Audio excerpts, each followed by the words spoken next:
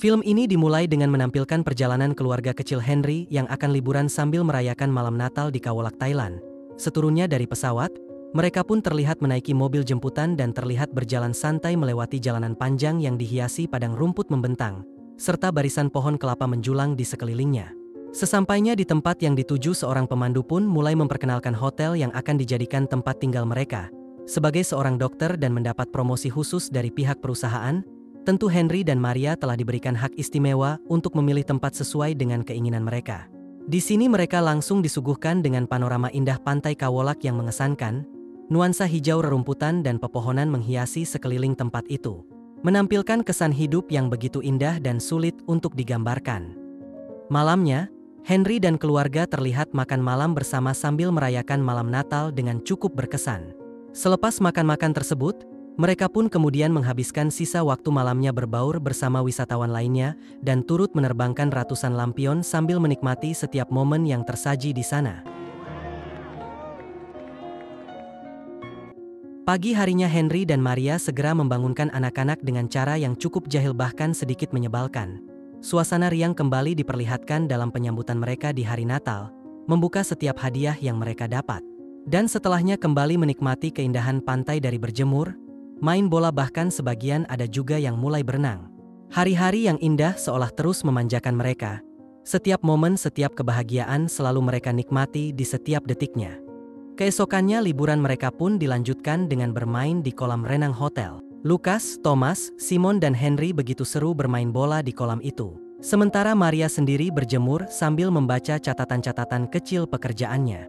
Di tengah keasikan menikmati suasana liburan, tiba-tiba angin cukup kencang mulai menghembus dari arah pantai. Sehingga hal itu ikut menerbangkan beberapa benda yang ada di sana, termasuk juga selembar kertas dari buku yang sedang dibaca oleh Maria. Di saat Maria akan mengambil kertas yang terbawa angin tersebut, tiba-tiba terdengar suara gemuruh air. Burung-burung pun terlihat terbang ketakutan, suasana sesaat dicekam oleh rasa tegang.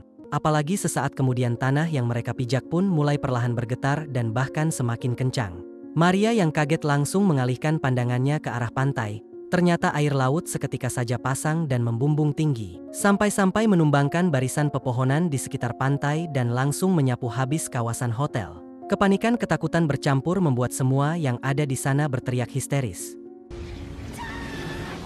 Tidak lama kemudian pandangan dihadapkan pada suasana yang benar-benar sangat mengerikan. Air menggenang memenuhi kawasan tersebut. Panorama alam yang awalnya indah kini telah lenyap. Maria yang saat itu beruntung bisa berpegangan di pohon kelapa tak henti-hentinya berteriak histeris meminta tolong. Di tengah kepanikan itu, tidak jauh darinya tiba-tiba Lucas terdengar berteriak karena panik terbawa arus. Tanpa peduli apapun saat itu Maria langsung melepaskan pegangannya dan berusaha mengejar Lucas. Setelah melewati perjuangan keras, Maria dan Lucas akhirnya dipertemukan di atas springbed yang mengambang. Namun lagi-lagi gelombang tsunami susulan kembali muncul dan langsung melahap mereka. Keadaan semakin kacau balau, bahkan kengerian dan kegetiran semakin tak terperihkan. Beruntung walau sempat terpisah, Lucas dan Maria pada akhirnya selamat dan berhasil terapung di batang pohon kelapa yang tersangkut. Ketika arus air sedikit lebih tenang, dengan susah payahnya keduanya pun berjalan menuju daratan, dan betapa terkejutnya Lucas di saat ia melihat begitu banyak luka termasuk kaki ibunya yang terlihat banyak mengeluarkan darah. Khawatir bahaya kembali datang, Lucas pun segera menyarankan supaya mereka mencari tempat yang aman dan memanjat ke salah satu pohon yang ada di sana. Baru juga melangkah, Maria langsung dikejutkan oleh teriakan seorang anak. Maria pun tampak ragu dan menyangka bahwa itu adalah suara Thomas anaknya. Dengan tegas Lucas pun mengatakan bahwa kedua adiknya sudah tiada. Namun sang ibu menjelaskan kalaupun itu bukan adiknya, setidaknya mereka bisa membantu dan menyelamatkannya. Akhirnya, Lucas pun memahami situasinya dan mereka segera berusaha mencari anak yang berteriak tadi. Untungnya, tidak jauh dari sana, mereka menemukan seorang balita dalam keadaan tersangkut dan tertimbun puing-puing sampah. Lucas segera menolong anak tersebut dan membawanya naik ke salah satu pohon yang ada di sana. Singkat cerita, air pasang yang terus menggenang perlahan mulai surut, dan pemandangan yang sangat mengerikan mulai terlihat. Tanah menjadi berlumpur, bangunan hancur, mayat bergelimpangan, dan sampah serta puing-puing berserakan di mana-mana. Tidak ada yang tersisa di sana selain rasa takut dan kesedihan yang mendalam, yang sulit dijelaskan hanya dengan pandangan mata. Matahari sudah cukup terik, dan Lucas mendengar orang-orang pribumi yang melakukan pencarian. Mereka pun dibawa ke sebuah tempat, dan sesampainya di sana, Maria sedikit dibersihkan dan diberi baju. Dengan terharu, Maria terus-menerus berterima kasih kepada mereka yang telah menolongnya. Setelah itu, Maria dibawa ke sebuah mobil untuk diantar ke rumah sakit di kota itu. Di mobil, Maria sempat bertanya di mana Daniel berada. Tetapi Lukas menjawab tidak tahu karena dari tadi ia hanya fokus pada ibunya. Singkat cerita, Lukas dan Maria sampai di rumah sakit. Sambil menunggu ibunya menjalani pemeriksaan awal, Lukas sekilas melihat tayangan berita yang menunjukkan semua kengerian dan kerusakan parah akibat tsunami. Di sekelilingnya, banyak korban tergeletak di teras, ratusan bahkan mungkin ribuan berteriak merasakan kesakitan. Lukas yang teringat ibunya langsung kembali dan terkejut saat melihat ibunya menggigil. Untungnya, tidak lama setelah itu dokter akhirnya datang dan segera memberikan pertolongan pertama. Begitu tersadar, Maria langsung menanyakan keadaan kakinya. Lukas pun meyakinkannya bahwa kaki Maria baik-baik saja. Dari pembaringannya, Maria melihat betapa sibuknya pihak rumah sakit dan para perawat dalam menangani semua korban. Karena Maria adalah seorang dokter, hatinya tergerak, dan ia menyuruh Lukas untuk membantu mereka. Awalnya, Lukas keberatan karena itu berarti ia harus meninggalkan ibunya. Namun, setelah Maria meyakinkan bahwa ia akan baik-baik saja, Lukas akhirnya setuju. Dengan sedikit kebingungan, Lukas keluar dari ruangan itu dan tidak lama kemudian bertemu dengan seorang bapak-bapak yang sedang mencari anaknya. Lukas setuju untuk membantunya dan mulai mengelilingi rumah sakit untuk bertanya. Di sela-sela itu, ada juga orang lain yang meminta bantuan Lukas untuk mencari anak mereka. Karena banyaknya orang yang meminta bantuan, Lukas sampai harus mencatat nama-nama orang yang harus ia cari. Setelah pencarian yang panjang, ketika Lukas menyebutkan sebuah nama, seorang anak terbangun dari ranjangnya. Lukas segera menjelaskan bahwa ia akan membawa ayahnya ke sini. Akhirnya, ayah dan anak ini bisa berkumpul kembali.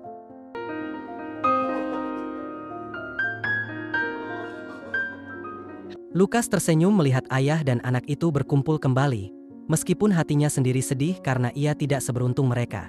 Setelah itu, Lukas tiba-tiba teringat ibunya dan langsung kembali ke ruangan tempat ia meninggalkannya. Namun, sesampainya di sana, tempat tidur ibunya sudah kosong. Lukas menjadi bingung dan khawatir, terutama karena sebelum ia pergi, keadaan ibunya tidak begitu baik. Apalagi, tidak lama setelah itu, ranjang tersebut diisi oleh korban lain, membuat Lukas panik dan berteriak. Seorang perawat kemudian menghampirinya dan membawa Lukas ke tempat penampungan anak-anak. Di tengah kepanikannya, Lukas ditanyai soal identitas lengkapnya beserta keluarganya. Dan setelah itu, dia diberikan tanda pengenal. Lukas semakin sedih melihat banyak anak-anak di sekelilingnya yang juga kehilangan keluarganya. Ia merasa sangat kesepian, karena khawatir bahwa ibunya mungkin saja telah meninggal. Ternyata, di sisi lain Henry selamat dan saat ini berada di salah satu hotel di pinggir pantai bersama Thomas dan Simon. Karena sebentar lagi akan ada mobil evakuasi untuk membawa mereka ke tempat yang aman, Henry membujuk Thomas dan Simon untuk ikut dan berlindung di camp di gunung. Sementara itu, Henry akan kembali melanjutkan pencariannya untuk menemukan Maria dan Lukas. Awalnya, Thomas menolak karena tidak mau berpisah dengan ayahnya. Namun, Henry perlahan menjelaskan bahwa Thomas harus menjaga adiknya dan tetap berada di tempat yang aman. Sebelum mereka berpisah, Henry sempat mengingatkan lagi Thomas untuk menjaga adiknya dan menunggu sampai ayahnya menyusul. Meskipun berat hati, Henry harus membiarkan kedua anaknya pergi bersama orang yang tidak ia kenal, karena ia harus mencari Maria dan Lukas yang mungkin masih ada di luar sana. Setelah itu, Henry kembali melanjutkan pencariannya. Namun sayangnya ia tersandung dan senter yang digunakannya pun padam. Akhirnya, Henry berpapasan dengan sebuah mobil yang membawa korban-korban selamat lainnya. Ia langsung ikut bersama mereka dan dibawa ke tempat yang aman. Di sana, Henry berkumpul bersama beberapa orang lain dan berbagi cerita memilukan tentang bencana yang mereka alami. Salah satu korban yang ada di sana tiba-tiba meminjamkan telepon kepada Henry. Dengan gembira, Henry menerima telepon itu dan berjanji akan memakainya sebentar saja. Setelah tersambung dengan temannya, Henry langsung meluapkan kesedihannya karena kehilangan Maria dan Lukas. And I found Thomas and Simon. Meskipun masih ingin berbicara lebih lama, Henry segera menutup telepon karena tidak ingin menghabiskan baterainya. Namun, orang yang meminjamkan telepon itu melihat betapa sedihnya Henry. Ia pun memberikan kembali teleponnya dan menyuruh Henry untuk menghubungi temannya lagi sampai ia benar-benar selesai berbicara. Thomas dan adiknya sudah sampai di gunung bersama beberapa kelompok orang yang diselamatkan. Sambil menidurkan adiknya, Thomas terlihat tegar dan mencoba menenangkan hatinya sambil melihat jutaan bintang di langit. Sementara itu, Lukas yang berada di rumah sakit dihubungi lagi oleh pihak penyelamat dan diajak ke salah satu ruangan rumah sakit. Ternyata Maria masih hidup meskipun kondisinya cukup lemah. Rasa haru dan rindu tak terbendung, Lukas langsung memeluk ibunya. Pihak rumah sakit meminta maaf karena saat itu Maria harus segera ditangani dan dibawa ke ruang operasi. Keesokan harinya, Henry dan temannya kembali melakukan pencarian. Mereka mendatangi tempat penampungan jenazah hingga ke kamp-kamp terdekat. Tetapi usaha mereka untuk menemukan keluarga tetap nihil. Henry kemudian mengajak temannya melanjutkan pencarian ke rumah sakit terdekat. Sebelum berangkat, Henry terkejut mendengar berita bahwa kedua anaknya telah dibawa oleh regu penyelamat lain. Namun, ketika ditanyakan, ia tidak mengetahui kemana mereka dibawa.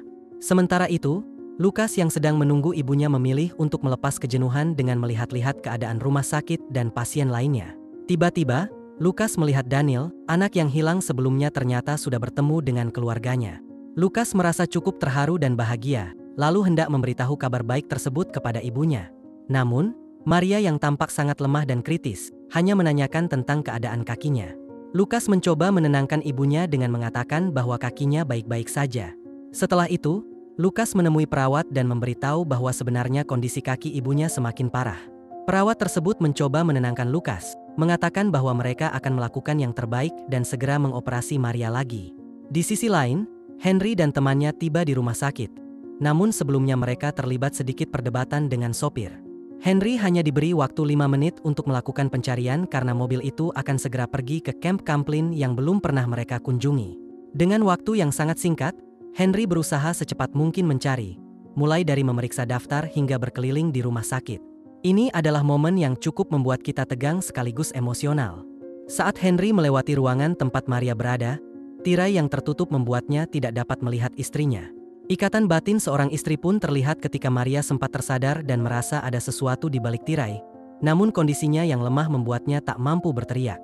Sementara itu, saat Lukas sedang mencari air minum untuk ibunya, dia melihat sosok seorang laki-laki yang mirip dengan ayahnya. Namun, ketika Lukas memanggil dan mencoba mengejarnya, Henry sudah tidak ada di sana dan telah kembali ke mobil. Di sisi lain, kedua adik Lukas, Simon dan Thomas, turun dari mobil karena ingin buang air kecil. Lukas yang masih mencari ayahnya dan kebingungan karena Henry tidak ada, tampak sangat putus asa dan berteriak sekencang-kencangnya.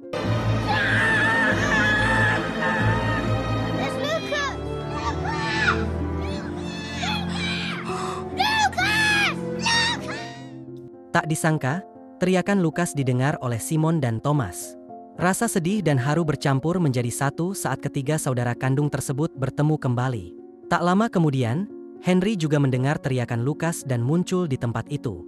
Momen kebahagiaan disertai isak tangis pun tak terbendung. Dari Lukas, Henry mengetahui bahwa Maria masih hidup. Henry dan ketiga anaknya langsung menuju tempat Maria dirawat. Maria mengatakan bahwa kondisinya sedang sekarat, tetapi Henry mencoba memberi semangat untuk menguatkan mental istrinya.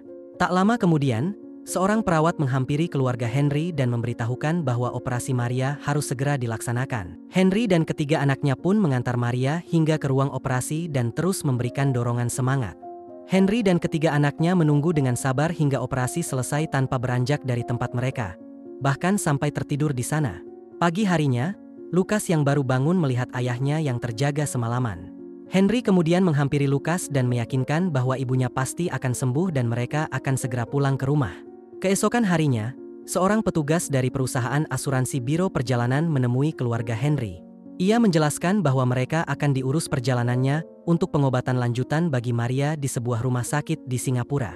Sebelum pesawat lepas landas, Lukas kembali menemui Maria dan memberitahukan bahwa Daniel, anak yang telah mereka tolong, kini sudah bertemu dengan keluarganya. Maria sangat bahagia mendengar kabar tersebut. Akhirnya, pesawat yang membawa mereka pun lepas landas. Rona kebahagiaan jelas terpancar dari wajah mereka, dan semuanya berakhir dengan indah. Itulah kisah dari sedikit keluarga yang berhasil selamat dari bencana waktu itu. Terima kasih untuk kalian semua yang sudah menonton video ini sampai akhir. Jangan lupa tonton video lainnya. Terima kasih dan sampai jumpa.